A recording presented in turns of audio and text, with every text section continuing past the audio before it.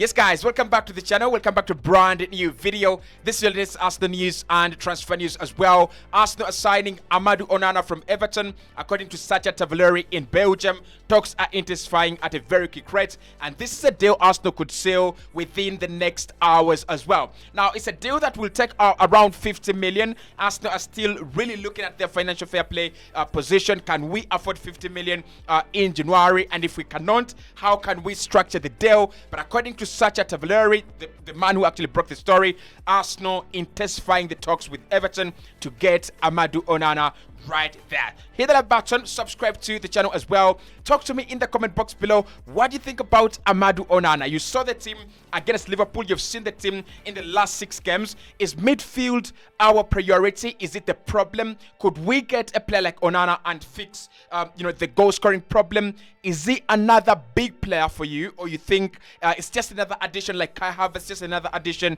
to the team? And what does that mean for the future of Thomas Partey? What does that mean for the future of Arsenal this season? I want your thoughts. I want your opinions in the comment box below right there. So let's get into it. Sacha Tavaleri has actually come out and said that Arsenal are in intensive talks with Everton over the signing of player Amadou Onana. The player has always wanted to stay in the Premier League, and he is keen on another Premier League move. Now, according to one of the other sources I've been looking at, it shows that Arsenal are really big admirers, and they're preparing a bid for Amadou Onana to Everton. Now, Everton are in a very big financial crisis. They are actually willing to sell Amadou Onana for around 50 to 60 million. If Arsenal can raise that amount of money, then a deal can be struck. So, there is a lot to unravel. There's a lot to unpack in this one. Let's start off with that big breaking story from Sacha Tavaleri. He's one of the biggest Belgian giants in the news industry. And when he reports about a Belgian story, it is actually true. Now, in 2022, he reported that Amadou Onana will not be joining Arsenal because he's going to be joining Everton. And during that time, he was more linked to Arsenal than he was to Everton, and he ended up, at Everton. So he's an inside source. He's one of the guys that understand the Belgian press. He understands the game, and when he says a story about a Belgian player especially, it's more likely less to be false. So it's more likely to be true. Now, he says talks are intensifying. That means that Arsenal are working on this deal a little bit quicker and a little bit faster than we had actually, known or even anticipated. And maybe it's a deal that Mikel Arteta thinks he can pull off. It's a deal that Edu thinks he can actually pull off. And I think it's a deal that we can pull off. So, Sacha Tavaleri, credible journalist, no one should doubt this story. It might happen, it might not happen, but that doesn't mean that that Tavaleri is actually not a credible source. Now, Amadou Onana is an exciting talent. He can play for you as a number 8. He can also play for you as a number 6. But I don't think Arsenal are really bringing him in at the side to play as a number 6. I'm not really sure about that. I think Declan Rice will continue playing at 6. And Amadou Onana might actually come in as a number 8. Because when I look at his qualities and when you look at his game, what is he good at? He's so good at carrying the ball as well. He's so good at adding that physicality to the midfield, and then he's actually very, very good when it comes to getting into the final third. Like when you look at Declan Rice and all the good things that he does on the ball, that is Amadou Onana. I'm very, very skeptical about how Amadou Onana would impact our ball-winning ability and coverage for the defense. I don't think Mikel Arteta is actually signing him for that. So it's either one or two things. Mikel Arteta has realized that Declan Rice is better with a partner alongside him. Like I said, he played with Thomas Tuchel at West Ham. So he's either realized that, and he has also realized that the availability of Thomas Partey every single season is minimal, like very, very minimal. So you either go out there and get a good player like Amadou Onana, like really, really quality, Premier League proven as well, or you you continue thinking and praying that Thomas Partey comes back and plays, the whole season, which is not gonna happen. I like Onana. I really, really do. I think in the Premier League, when it comes to those box-to-box engines, he's one player to watch. He's one player that many Premier League teams would actually want to sign. So Liverpool looked at him in the summer before they signed Ryan Gravenberch, but I think Gravenberch was there for the taking from Bayern, so they just picked an apple from a toddler. Manchester United have looked at him before, and even Chelsea before they signed Romeo Lavia, they thought about Amadou Onana. Quality player. There is a lot of quality there. There's a lot of quality provided team like there's a lot of quality would be getting by signing him. But there are two questions that we have to honestly answer.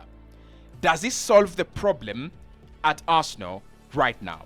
Well, guess what? He solves one of the problems, and that problem is the over-reliance on Declan Rice. So when you have him, it means that you won't be overly relying on one player to add physicality to the midfield, to add a couple of goals, to the midfield as well, from the midfield. So it means that, when he comes in, you have two players that are good at dribbling. You have two very physical midfielders in him and Declan Rice, and then you have two players that can actually win possession back. Right? It also allows us to play Odegaard as a number 10. So that's another, tick. That's another advantage of signing Amadou Onana. But the other question and the other problem is scoring goals. Does he help us in scoring goals? This is how Arsenal would set up, like in an easy way. Declan Rice, Amadou Onana, and Odegaard in a midfield three. Kai Havertz, Saka and Martinelli up top, or Kai Havertz, Jesus and Havertz up top.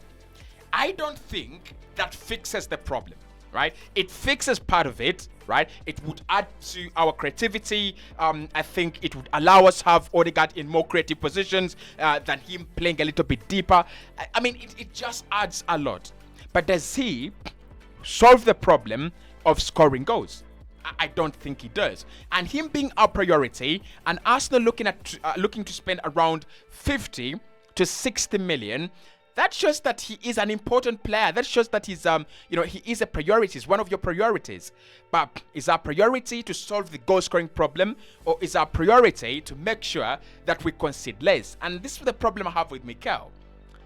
When you sign Amadou Onana, you have a guarantee that you will be conceding far less goals, right? Because the midfield is becoming tighter. He tightens the midfield. Like, good shout. Very, very good shot. But does he give you enough contribution the other way, right? Does he give you enough contributions to go on the other way and score goals, right? Maybe Mikel has looked into it in this way. Kai Havertz is not that Granit Xhaka replacement like he thought, and then Declan Rice is not the Thomas Partey like we thought. So what do? You go and reinvent the wheel. You go and find a new formation, and in that new formation, like Sean Dyche has been playing at Everton, you have had Idrissa Gana Gueye, you have had James Garner, you have had Amadou Onana and Abdoulaye Doucouré all playing in the same team in midfield. And on top of that, you have had Dwight McNeil still playing in the wide areas, and you've also had I think it's Harris, just forget the name, right? Harris, the player they got from Leeds United, right? Playing on the other wing.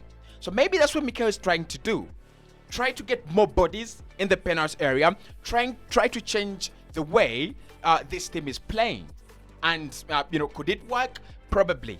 I mean, all we have to do is focus on the Premier League and the Champions League, and that is not an easy job in itself. That is not a walkover in itself as well. So at the moment, Arsenal working on that deal. It's a breaking story. It could be around 50 to 60 million. According to John Crossmira, Arsenal have to be very careful as we do this deal. Now, fortunately, we have to sell before the 30th of June. Okay, so it means that even if Arsenal spend 100 million right now, we can afford it, but we will be in disaster. We'll be in an FFP crisis, especially if we don't sell players by the 30th of June.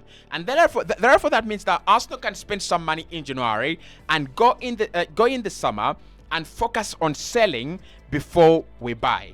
By that time, if Arsenal have won some silverware, I won't be very crazy about this story, about Arsenal buying Ali. But we'll see. We'll see what happens at the moment. Let's try to follow that Amadou Onana story, and I'll be keeping you posted with whatever is coming out.